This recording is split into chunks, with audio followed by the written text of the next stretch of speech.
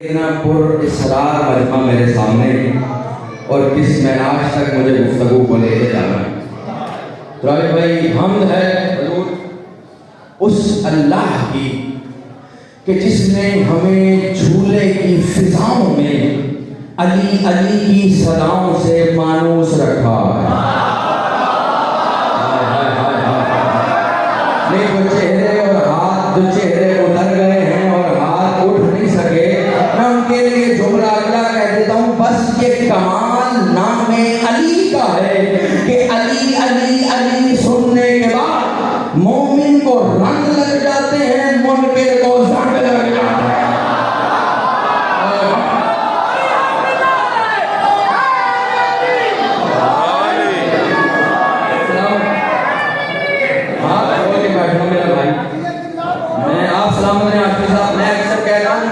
اینک بے شک مجھے لگی، لیکن یہ جو ولایت کی نظر ہے نا، یہ پیشانی پہ آنے والی اضافی سروٹ فوراً پکڑ لیتے ہیں. چلیں آپ بہترین اردو سننے والا مجمع ہے، شعراء بیٹھے ہیں، اس سے بہتر جملہ کہیں اور ادا ہو بھی نہیں سکتا. میں جملہ آپ کے سپورٹ کرنے لگا ہوں. تو راغب بھائی اضافی سروٹ بتا دیتے ہیں کس کی آنگن کی دیوار کتنی نیچی ہے. جو پہنچا ہے اس میں میرا سلام ہے. جو ابھی تک ہاتھ باندھ کے بیٹھا ہے بہتر ہے کہ کھول لے. ہاں اس لیے کہ ہم نے انہیں مانا ہے جو ہاتھ کھلواتے ہیں بندواتے ہیں. ہاں یہ الگ بات ہے جنہوں نے ان کے ہاتھ باندھے تھے وہ آج تک ان کے کھلنے نہیں دے رہے ہیں.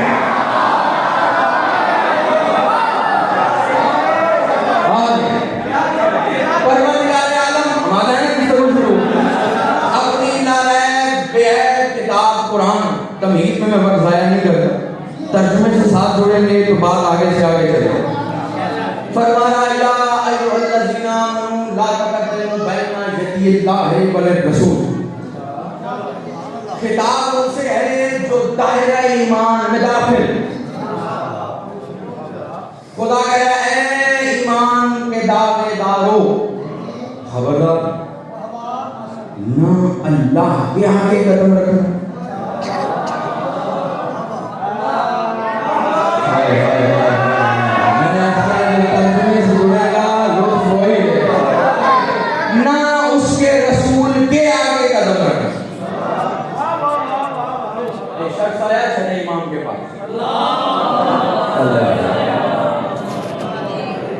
اس نے آگے کہا کہ رسول کے آگے قدم رکھنے سے تو بچا جا سکتا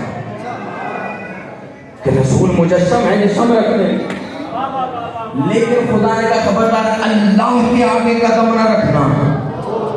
وہ تو جسم و جسمانیات سے مبرہ. کہیں ایسا نہ ہو کہ ہم نہ جانے میں اللہ کے پیچھے کھڑے ہونے کی بجائے آگے کھڑے ہو جائیں.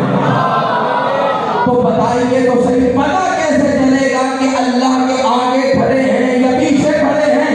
ساتھ کے آل محمد نے اس کی آنکھوں میں آنکھیں ڈال کے کہا یاد رکھ جو بھی علی اور علی کے 11 بیٹوں کے آگے کھڑا ہو گیا وہ ایسے ہے جیسے اللہ کے آگے کھڑا ہو گیا.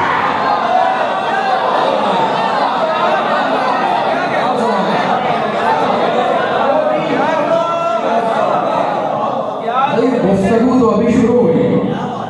اس کا مطلب علی کے آگے کھڑا ہونا بھی عزو قرآن حرام، رسول کے آگے کھڑے ہونا بھی عزو قرآن حرام. لیکن میں پڑھنے کے لحاظ سے جو مجھے جانتے ہیں وہ جانتے ہیں، جو نہیں جانتے ہیں جان جائیں گے. کبھی بھی تعداد کا قائل نہیں رہا، میں استعداد کا قائل. ممبر گواہ ہے، صادقین کا ممبر ہے، رٹ کے میں آتا نہیں. اور یہاں پر جھوٹا آ نہیں سکتا، اس لیے کہ اگر کوئی جھوٹا صدیق کا لباس پہن کر آ جائے تو لعنت کے سوا کچھ ملتا بھی نہیں. تو پہنچا اس میں سلام آمین. خدا نے کہا خبردار فوکسر کہنا نہ اللہ کے آگے کھڑے ہونا، نہ رسول کے آگے کھڑے ہونا. علی کے آگے کھڑا ہونا بھی عزو قرآن حرام. مصطفیٰ کے آگے چلنا بھی عزو قرآن حرام۔ اب مجھے نہیں پتا آپ کو یاد ہے یا نہیں، میں نے کسی میدان میں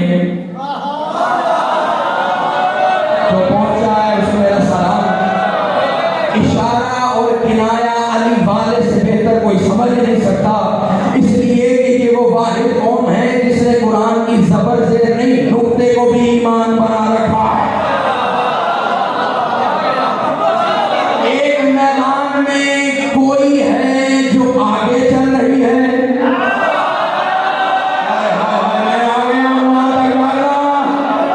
کوئی ہے خدا ان ہاتھوں کو کسی کا محتاج نہ کرے، جن کے ہاتھوں میں ابھی تک چادر ہے اللہ کرے حجاب اللہ کے ذکر میں ہٹ جائے، کوئی ہے جو آگے چل رہی ہے اور کوئی ہے جو پیچھے چل رہا۔ نہیں میں جملہ پلٹ کے کہتا ہوں، جس کی تقلید میں خود توحید چلتی ہے وہ خود کسی بیوی کی تقلید میں چل رہا۔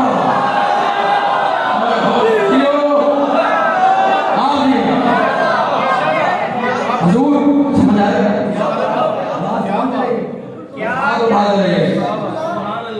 سیدہ آگے آگے، مرتضیٰ پیچھے پیچھے۔ اچھا مباہلے کے میدان میں حضرت حیدری صاحب نے بڑے عمدہ فرق بتائے، اگر انہی کی بات کو میں تھوڑا سا ریلیٹ کروں تو پھر سوا گھنٹہ تو آرام سے گزر جائے، لیکن یاد رکھیے گا مریم بھی بطول ہے۔ بات آگے جملہ کہہ دوں نا پھر آتا ہوں اس طرح، کیونکہ جو وہ تھوڑا سا چھوڑ گئے مجھ سے سنتے جائیں، طالب علم ہوں وہ تو عالم حضرت ہے۔ مریم بھی بطول، سیدہ بھی بطول۔ بطول کہتے کسے؟ مجھے نہیں پتا آپ نے کیا ڈیفینیشنز، کیا تعریف، کیا اصطلاح سنی۔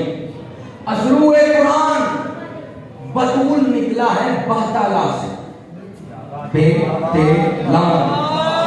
چلے اور اسمان میں کہا، خدا نے قرآن میں کہا وَذْكُرْ اسْمَ رَبِّكَ وَتَبَتَّلْ إِلَيْهِ تَبْتِيلًا۔ حبیب وَذْكُرْ ذکر کر، اسم رب کا، رب کا نہیں رب کے اسم کا۔ فرق نہیں ہے کہ ترجمے پر وہ کرو اشارہ آپ نے سمجھنا ہے۔ وَذْكُرْ اسْمَ رَبِّكَ جو نہیں پہنچا آسان کروں، یہ وہی اسم ہے جس سے پہلے بے لگے تو بسم ہو جاتا ہے۔ جی ہاں، وَتَبَتَّلْ إِلَيْهِ تَبْتِيلًا، اور سب سے کٹ کر اس سے جڑے۔ بطول اسے کہتے ہیں جو دنیا سے جدا رہے، خدا سے جڑی رہے۔ یہی وجہ ہے علامہ ہاشم بہرانی نے لکھا، یہی وجہ ہے کہ مریم کا کوئی کف نہیں تھا۔